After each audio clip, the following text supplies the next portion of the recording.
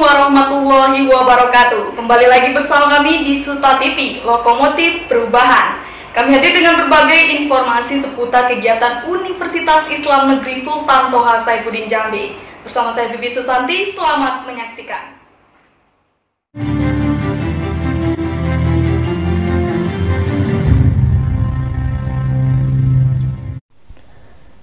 Rektor Universitas Islam Negeri Sultan Toha Saifuddin Jambi, Profesor Dr. Suaidi Asyari MA.Ph.D. menghadiri Annual International Conference on Islamic Studies atau ICIS ke-20 yang digelar oleh Kementerian Agama di Kota Surakarta dengan tuan rumah UIN Raden Mas Said Surakarta. Menteri Agama Yakut Khalil Qomas melihat pentingnya melakukan rekontekstualisasi sejumlah konsep fikih atau ortodoksi Islam dalam rangka merespon tantangan zaman yang disampaikannya pada sambutan pembukaan ICIS 2021. ICIS 2021 dibuka oleh Wakil Presiden Ma'ruf Amin.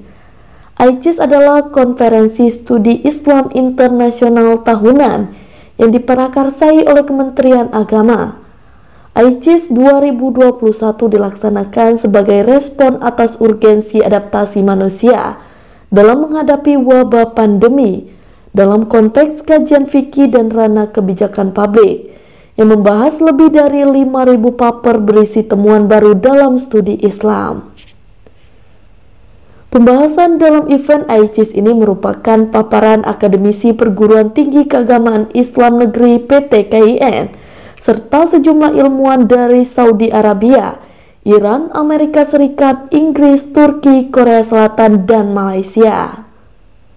Menurut Menteri Agama ada 4 alasan atau asumsi dasar pentingnya rekontekstualisasi ortodoksi Islam. Pertama, bahwa pengalaman Islam adalah operasionalisasi dari nilai-nilai substansialnya atau pesan-pesan utamanya. Kedua, bahwa model operasionalisasi tersebut harus dikontekstualisasikan dengan realitas aktual agar praktek-praktek yang diklaim sebagai pengalaman Islam tidak justru membawa akibat yang bertentangan dengan pesan-pesan utama Islam itu sendiri. Alasan ketiga tentang pentingnya rekontekstualisasi fikih adalah bahwa dakwah Islam harus dijalankan dengan tetap memelihara harmoni masyarakat secara keseluruhan. Keempat, bahwa walaupun tidak menjadikan non-muslim berpindah agama menjadi muslim, diadopsinya nilai-nilai substansial Islam sebagai nilai-nilai yang operasional dalam masyarakat adalah capaian dakwah yang amat tinggi harganya. Assalamualaikum warahmatullahi wabarakatuh. Saya dapat menghadiri pembukaan sebuah acara bergengsi di kalangan ilmuwan di Kementerian Agama Republik Indonesia ini yang diberi nama Annual International Conference on Islamic Studies atau ICIS yang ke-20. Selawat dan salam mari kita semua sampaikan kepada junjungan kita Nabi besar Muhammad SAW, Nabi yang membawa kita kepada dunia terang benderang karena kecintaannya kepada ilmu pengetahuan.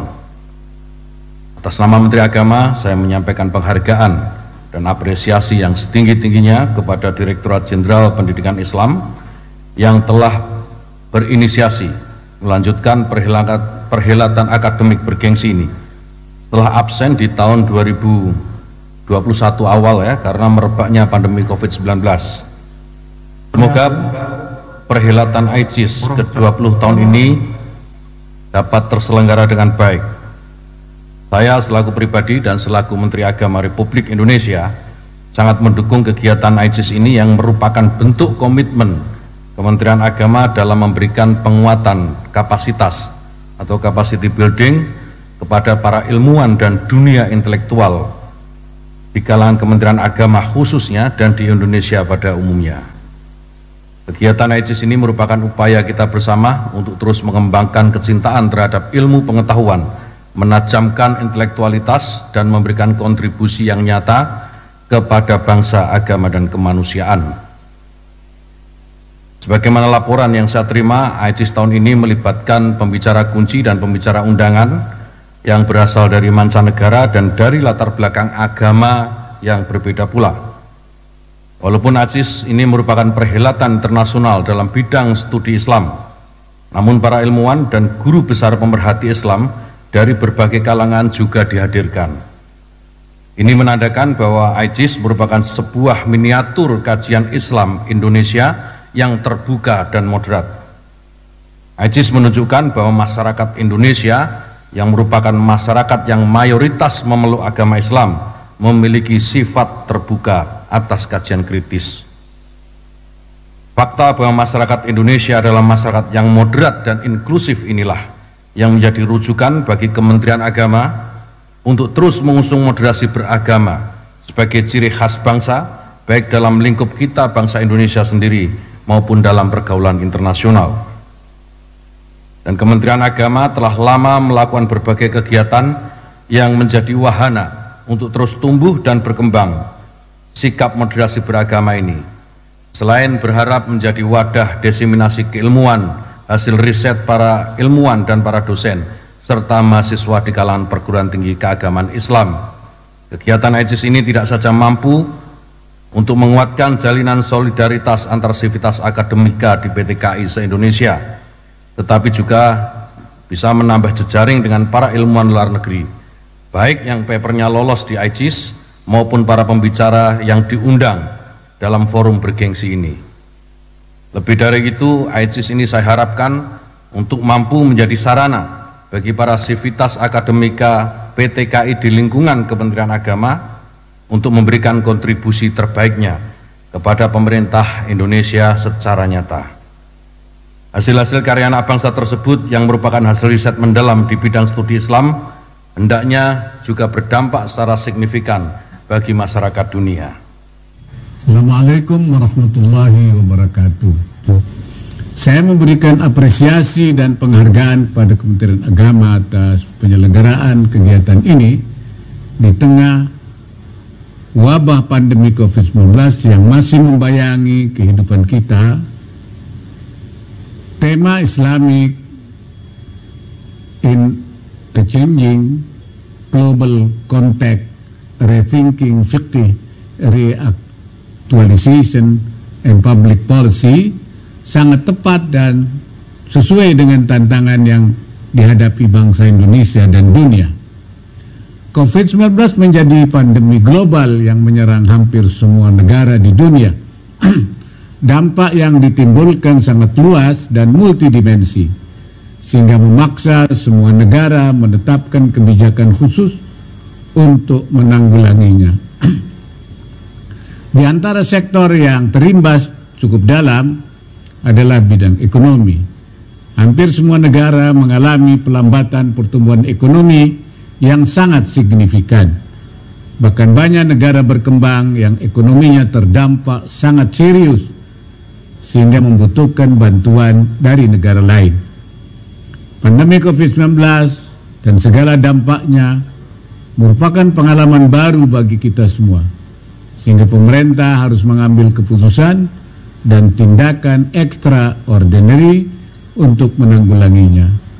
Dunia membutuhkan gagasan-gagasan baru untuk mengatasi tantangan pandemi COVID-19, baik dari aspek medis maupun aspek-aspek non-medis yang meliputi semua bidang yang terdampak wabah ini.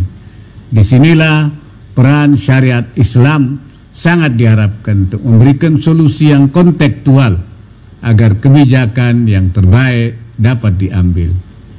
Syariat Islam diletakkan untuk memastikan terwujudnya tujuan syariah dalam membangun kemaslahatan baik dalam masalah agama maupun masalah dunia secara simultan. Setiap ketentuan hukum syariah dimaksudkan untuk menjaga hal-hal yang primer, ad-daruriyat, seperti menjaga agama, hifdzuddin, jiwa, hifdzun nafas, akal, hifdzul akal, dan keturunan, hifdzun nasl, serta harta, hifdzul mal, maupun yang sifatnya sekunder, al-hajiyat, seperti hal-hal yang menyangkut aspek muamalah, yang apabila diabaikan maka akan terjadi berbagai kesempitan dan kesulitan, ad-dhaiq wal haraj, maupun yang sifatnya melengkapi kesempurnaan, tahsiniyat atau tersier. Syariat ada yang sumbernya nas Al-Quran dan hadis al-mansusah, dan ada yang hasil ijtihadiyah. Bahkan menurut Imamul Haramain, kebanyakan syariah justru berasal dari hasil ijtihad. Fa inna ma'zama syariah sadara minal ijtihad. Karena nas itu terbatas. Fa inna nusus mahdudah. Sedangkan berbagai masalah kehidupan, al-masail al-waqiyah, al-waqa'i wan nawazil, baik yang menyangkut masalah ekonomi, sosial, politik, budaya, dan lain-lain, tidak terbatas. Dan baik yang menyangkut masalah yang baru, al-masail al-jadidah, atau merupakan masalah lama yang mengalami perubahan, al-masail al-mustajaddah. Disinilah pentingnya peran fikih untuk merespon berbagai perubahan tersebut, karena fikih merupakan solusi makharij untuk mengurai berbagai problema yang dihadapi setiap saat. Saya yakin fikih Islam dapat memberikan solusi dan sumbangan pemikiran untuk mengatasi pandemi COVID-19 beserta seluruh dampaknya. Saya juga merasa yakin karena fikih Islam dimaksud untuk memberikan kemaslahatan bagi semua orang. Fikih Islam tidak dimaksudkan untuk menyulitkan kehidupan, namun sebaliknya fikih Islam merupakan solusi bagi kehidupan umat manusia, termasuk solusi untuk menangani pandemi COVID-19. Berita tadi sekaligus menutup perjumpaan kita dalam Suta TV hari ini. Saya Vivi Susanti mewakili tim Humas UIN Sultan Toha Saifuddin Jambi undur diri dan berterima kasih atas perhatian Anda. Sampai jumpa. Wassalamualaikum warahmatullahi wabarakatuh.